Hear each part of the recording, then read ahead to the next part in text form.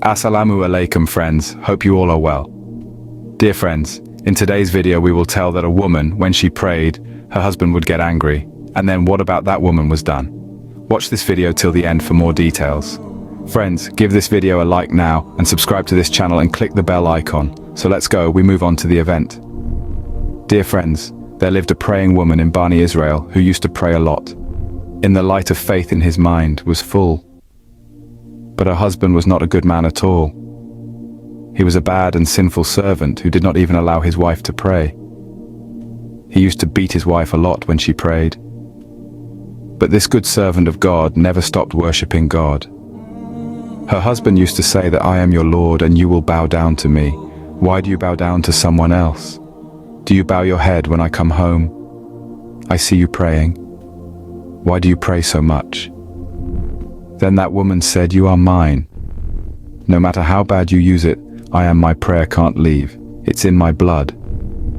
Even if it kills me, I can't stop praying, because prayer is very bad for me, saves from work. I myself will not stop praying. On the contrary, I will tell you to pray. Prayer is our bad deed keep away from, protects from all kinds of diseases. By praying, Allah Ta'ala sends mercy on them. Then her husband said, you read your prayers. Don't try to give me knowledge. Her husband tolerated his wife praying so much, could not, because his wife was not skipping prayers in any way, and I don't hear anywhere. Then this sinful person comes up with an idea. He thought he would give his wife something to do. His wife will not have time to pray. He came to his wife, he gave some things and said, it is a very valuable thing. This is your house, store in a safe place. When I have it to you, I want you to give it to me, and yes, remember that right. Just when I want this thing from you, you give it to me. His wife said it was safe, I will keep it in place, I hope it is protected, if Allah Ta'ala wills it will be. No one can take it away. That man heard the name of Allah, he got angry. He started saying, why do you mention God all the time? Now I will leave you with this lesson. Then the place where his wife is. He looked at the place where he left that thing. When his wife was praying, he kept the thing in silence, removed. He chose this time because he knew his wife. Now he's praying, he will not pay attention to the other side. Then that guy took the thing to the river and threw it there. That thing had only stones inside and 2 pearls on top. Since he was a very big man, 2 pearls were lost to him. It didn't matter. Then he came home and told me, give me that thing. Give my puti wala potli. I am very important, have work. At that time, that good woman was doing ablution. She said, now you. Don't pray. Now you do the work I gave you. That is, by going first. Give me my potli. That good prisoner went there and that. He started looking for the potli but could not find it. He's worried. He came to the husband and said, that is where I kept that potla. Not anymore. Then her husband started scolding her, and louder. He started beating him and started saying, you are doing some housework. Don't do it right. You keep praying all day and night. Don't do it right if you give me work. I don't know anything anyway. I have to return my puti wala potli. And I pray to you I don't want to read. You will never pray in front of me. Now I'm very hungry. What did you make? His wife is the cook. When asked to give him what he had done, he said, I will not eat this food. I am bringing fish from the market, you will cook it for me. Saying this, he went to the market. God's infinite mercy, that the servant wanted to stop the worship of his righteous servant again and again, of his power there is no end. That sinful person threw that gold pearl into the river. A fish in that river eats it, and those fish are a fish. Wally caught it. Then he took it to the market to sell. You'll be surprised to know what happened after that. That fish is that sinner, the person bought it. Then he came home, and his wife, his Asa, had already prayed. Because that good servant never prays, he did not earn. Then the sinner came home with the market, and he said to his wife, have you found my freedom? His wife said, no, not yet. Then her sinful husband said, so what have you been doing all this time? Now do one thing first, cook for me. I have bought this fish cut, and give me food. Then that good woman, when those fish, he took it to cook. Then he saw the fish as soon as it was cut. The pearls that he left were exactly in the belly of this fish. That is, the potla and pearls came out from inside the fish. Then the sinner started thinking that there is someone like that helping my wife. Then he set them on fire. He threw it away and said, you are fooling me. You are hiding them. You are very clever.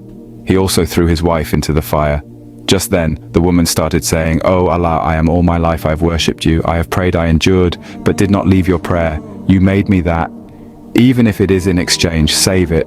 God save it. God bless him accepted, and suddenly that fire got cold and that the good man survived. On the other hand, her husband knows some of these things, didn't know what was going on with his wife, the fish that was being cooked. He was having a lot of fun, and thought that this woman is good, is dead, now I don't have to watch him pray. But Allah saved his good servant. But who is that person was to be punished? The fish he was eating cut his throat, got stuck, he was so tired that he could no longer breathe, could not, and died of suffocation there. On the other hand, by the grace of Allah, the woman survived, and when she came and saw, she regretted that her husband had died. She wondered if he was hers. This would not have happened if he had obeyed. He keeps me away from prayer. He wanted to keep, but could not. Instead, he died himself. Then, he prayed 2 rakat nafal to thank Allah, and he said to Allah, "O Allah, you are truly my worshipper today. You have given fruit. You have given the fruit of worshipping from the heart. Subhanallah." Have you ever wondered why Salah is so important in Islam? Picture this. It's one of the 5 pillars, the foundational principles that guide every Muslim's life.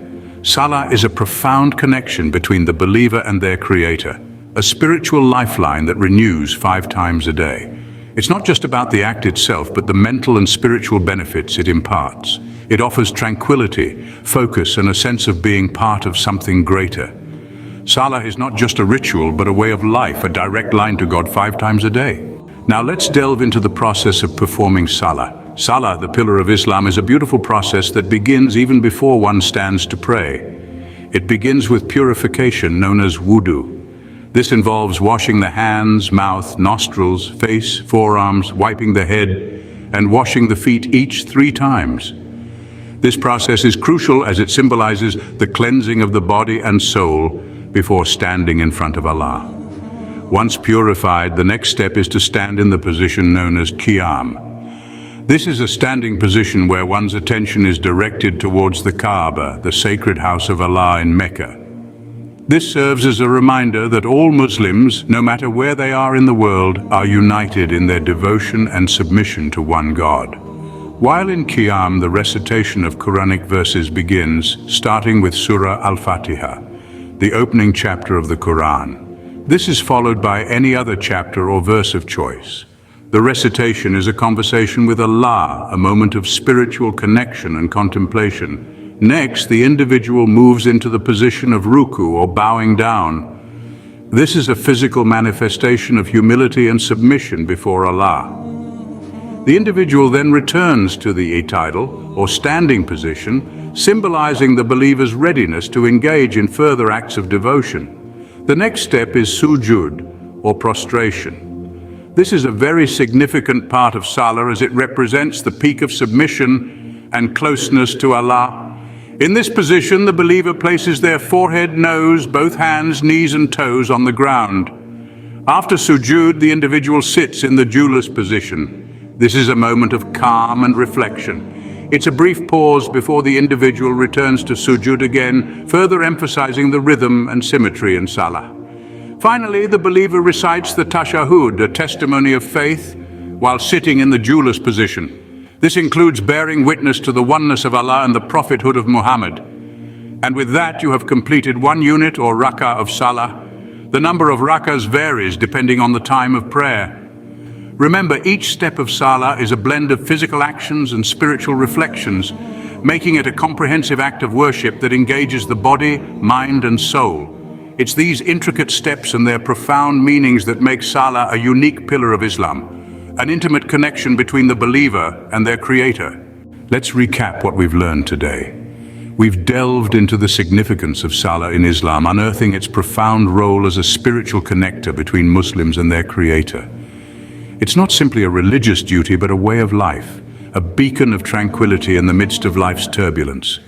We've also journeyed through the steps involved in performing Salah, from the initial takbir, where an individual signals the start of their prayer, to the final taslim, marking the prayer's conclusion. We've explored the standing, bowing, and prostrating positions, each with its unique symbolism, and the recitations that infuse each movement with a divine resonance. Remember, Salah is not just a routine, but a fundamental pillar of Islam. It's a spiritual journey that takes place 5 times a day, every day. Thank you for watching, and until next time, peace be upon you. Be sure to give a like to the video, and to get more Islamic videos regularly, subscribe to our Islamic channel and press the bell icon next to it.